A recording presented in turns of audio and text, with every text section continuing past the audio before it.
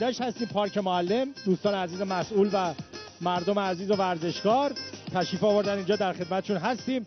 ما علاوه بر این که از تعدادی از هنرمندان عزیزمون از تهران دعوت کردیم که در خدمتشون باشیم، سعی کردیم که هنرمندان محلی رو هم در واقع توی این برنامه دعوت بکنیم و بیشتر اونها رو معرفی بکنیم، هم برای پارک تشریح‌های عزیز هم برای هموطنانمون. البته در طول هفته گذشته ما کلی در مورد پاکدشت، صنعتش، کشاورزیش، نخبگانش، اهل علمش، ورزشکاراش برنامه تولید کردیم و تهیه کردیم و تقدیم کردیم. ولی الان میخوام از یک استاد عزیز و استاد محترم دانشگاه دعوت بکنم که کتابی رو چاپ کردن با عنوان میقات و در زمینه طنز هم فعالیت میکنن. جناب استاد قنبر علی کرمانی پاکدشتی با تشویق شما تشریف میارن روی صحنه در خدمتشون. سلام به به، با دست پرم. سوغاتی کرمانه؟ نه سوغاتی من برای همشهری‌ها، اسامی کسانی که ثبت نام کردن. بله ایشالله همشون برنده باشن. آقای کرمانی خیلی خوش آمدید. خیلی متشکرم. صبح شما بخیر باشه. بالاخره شما کرمانی هستید یا پاکدشتی هستید؟ من کرمانی اصل هستم ولی 300 400 سال پاکدشتم. 300 400 سال؟ یعنی اجدادم دیگه. خودم شما آها کیک زرد بکنم مصرف میکنید. ماشاءالله خوب موندید. به افتخار استاد دست بزنید لطفاً. ما شنیده بودیم میگن کرمان یعنی کریم، یعنی بخشنده. با دست پرم تشریف آوردن. قربان اینم کتاب شما. اول پرسی بفرمایید با پاکدشتی عزیز. سلام بر جمع. سلام بر همه همشهریان، دوستان، مقامات و تشکر از صدا که پاکدشت ما رو به این گونه برد روی آنتن. البته پاکدشت ما روی آنتن هست. بله. به خاطر گل و گیاه و زحمت مردمش، از شبت طالبی، هندوانه، سیفیجات و محصولات کشاورزی و حالا هم با تکنولوژی رفت روی آنتن. بله حالا اون گلوگیا که بهانه است، اصل گل خود این مردم عزیز پاکدشتن. به افتخار پاکدشتی‌های عزیز. شما استاد کرمانی چه رشته تدریس می‌کنید شما؟ هر شبت من دانشگاه در رشته اقتصاد و حسابداری، ولی کن شعر میگن یه نفر رفت دکتر گفت من موها سرم درد میکنه. موهای سرم خب؟ گفتن موها سر که درد نمیگیره. گفت خب مال من. گفت شاید مال متابولیسم بدن باشه. غذا چی میخوری؟ گفت نون یخ. گفت برو گم شو. نه دردت با آدمی زاد بره نه غذات. من رشتم دیپلمم زراعت، خب لیسانسم اقتصاد کشاورزی، فوق لیسانسم مدیریت بازرگانی، حسابداری و اقتصاد تدریس میکنم. شعرم میگم. حالا چه ارتباط داره من نمیدونم. آفرین. آره این که چه بالاخره خیلی مقتصدانه شعر میگن، سعی میکنن که صرفه‌جویی و قرائت بکنن. البته دیروز یه بخشی پخش شد دوستان عزیز، ما معرفی کردیم یه موزه‌ای هم دارن استاد کرمانی، منزلشون رو فکر می‌کنم به صورت موزه درست کردن و نه بازارچه‌ای هست سنتیه، بعد بالاش هم یه موزه است. موزه است. موزه مردم شناسی پاکدشت. کامل معرفی کردن. شعرش استاد جمعیت ما جواب بدن. هر شبت که من شعر جدی زیاد میگم، ولی یه موردی در مورد زنم تحت عنوان ترجیبندی است. اگه جمعیت جواب بده که خیلی خوب میشه. من توی مکه اینو خوندم 400 نفر داد زدن. حالا اینجا نمیدونم بگن یا نه. ترجیبندیش میگه زن من، همسر من، هم سخن و همدم من. هر جا من تموم کردم اگه جمعیت دلش خواست میگه زن من، همسر من، هم سخن و همدم من. البته این ریتمی که من از دوستان بالاخره عذر میخوام، ولی بالاخره ریتم دیگه نداره قربان. میگه اولا که میخوان ازدواج کنن خانوما میگن که بابا خونه چیه، زندگی چیه، پول چیه، شما بیا منو بگی همه چی حله. ولی وقتی ازدواج کردن میگه تو که گفتی من و تو ما میشویم، نی تو و من، زندگی گل بود و گلشن و گلزار و چمن. ولی امروز که ز آن روز گذشت ربع قرن، تو بگویی ز دلار و یورو و مارک و تومن. زن من، همسر من، هم سخن و همدم من.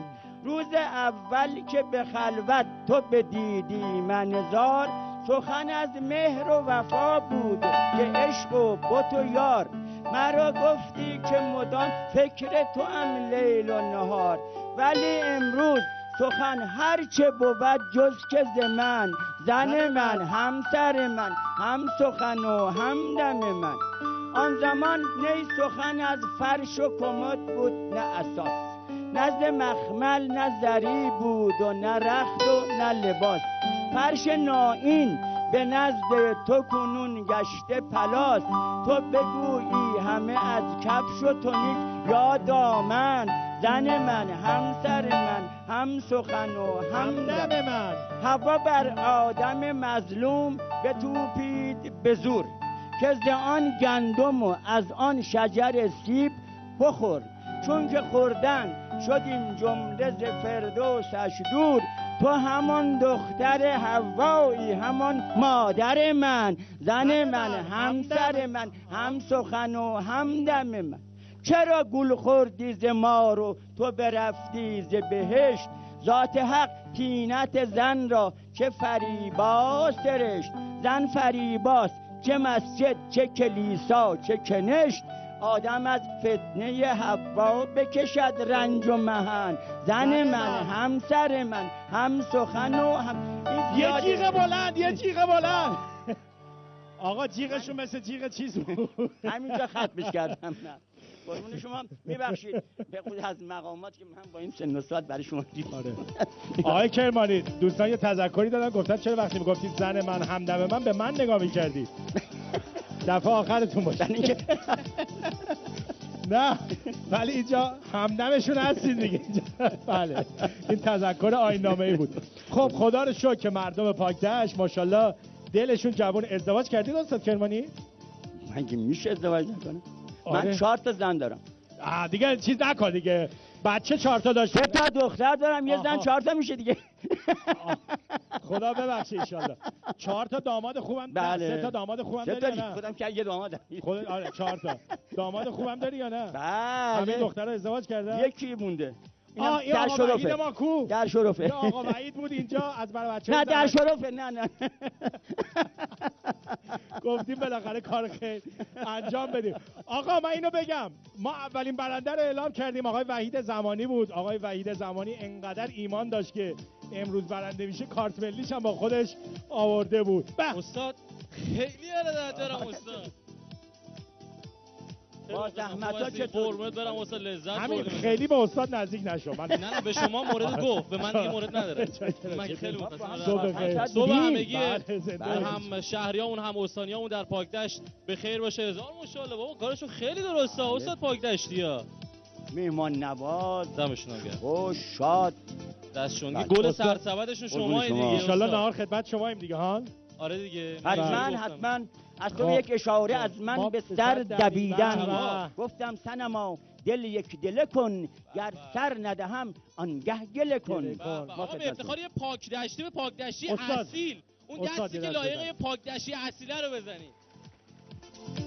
استاد یه دونه انتخاب کنید. بله استاد قشنگ هم به مچه ها گره خورده استاد برگاوم دیگه.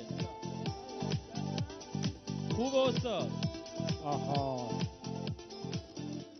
خب خانم یا آقاست، خانم یا آقاست، خانم یا آقاست. بکش نه مهم نیست. اونایی که میگن آقاست دست بزنن. یکی دیگه دارم باز میکنم. اونایی که میگن خانم دست بزنن. پاکدشتی باشه استاد. نام پدر ذبیح الله، کد ملی 593. نام خانوادگی علی مرادی، نام کوچک ناهید خانوم. به افتخار ناهید خانوم دست بزنید. دست بزنید. باز از بانوان محترم پاکدشتن سرکار خانم فاطمه احمدی، نام پدر علی. پس من بردارم میشم، همه خانوما میشم، روز من بردارم همش. جان میگم همش خانوما میشم. آره ماشاءالله. هر دو تا خانوم بودن. آفرین. بردارم بازم. خانوم آقا فرقی نمیکنه، فقط یه فرقی داره. آقایون که برنده میشن بازم بردارم. بازم برداشتم. حمید فرق برنده شدن. ببینید خوب به هم میزنم. آفرین. آره آقا ما یه چند کم بیاریم آقای کرمانی. بله جای ما. بله فرزند اسفندیار خانم آقا در بیاریم. بله آقای موجود فیروزیه. آقای موجود با من خیلی دوستن. یکی دیگه برمیدارم. یکی دیگه ماشاءالله استاد یکی دیگه برداشتم. خانم راحله فیروزی. اینم سومی هم خانم. اینم برداشتم خانم بشه. آقا دست بزنن خواهش میکنم. هر کی میخواد اسمش در بیاد دست بزنه. بخون همیزا. این یکی خانم باشه دیگه. حمید یه دقیقه قبل از دیگه استاد کرمانی فرق برنده شدن آقایون با برنده شدن خانوما چیه؟ آقایون مجبورن هر چی برنده میشن بدن خانوما، ولی خانوما عمرن بدن. خانوما مال خودشونه، مال آقایون مال خانوماست. بخون بعدیو بخون. سرکار خانم مریم زمانی، نام پدر علی صفر. بله. آقا اشکالی نداره. الان آقایون محترم پاکدشتی چون سر کار هستن دنبال یه لقمه نون حلال هستن. من اینقدر در میدارم تا آقا بشه. یکی دیگه هم میدارم. نه خب کلا میگن استاد اینقدر برگه در میارن تا بالاخره یکی از خانم‌ها خواهر بزرگوار 4 تا خانم یکی دیگه هم میدارم. استاد کلا یکی دیگه بذار آخر استاد کلا یکی دیگه یا ژنشون ایگرگ دیدی همه رو که انتخاب کردن خانم در اومدن. استاد خیلی ممنونم. محبت ان شاءالله که موفق. به افتخار این استاد دلشاد ماشاءالله استاد محترم دانشگاه شاعر طنزپرداز. قربون شما. بریم یه بخش کوتاهی رو ببینیم برگردیم. به افتخار خودتون دست بزنید. به افتخار خودتون ماشاءالله.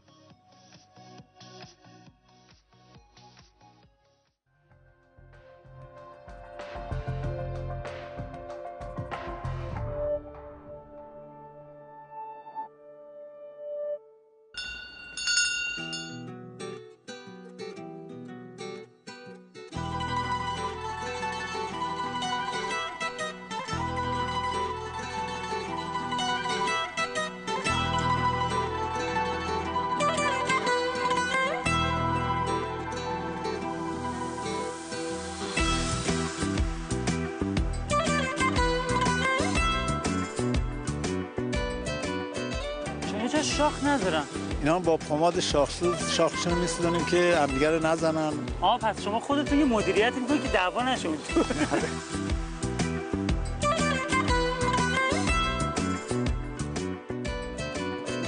من حمید من به امید وصالت دیده بر هم می‌نهم.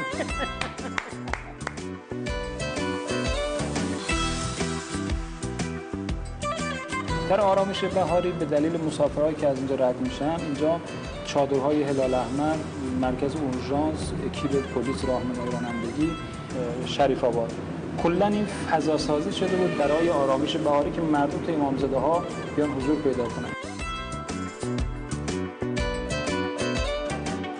ما به کشورهای اروپایی، به کشورهای مثل ترکیه، مثل آلمان، کشورهای دور و برمون صادرات داریم.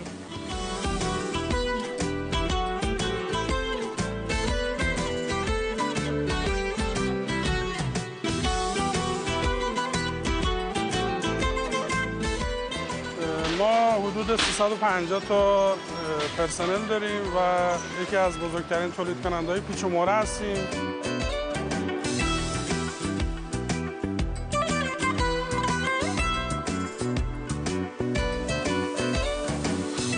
هر روز صبح استان تهران را در سلام تهران ببینید.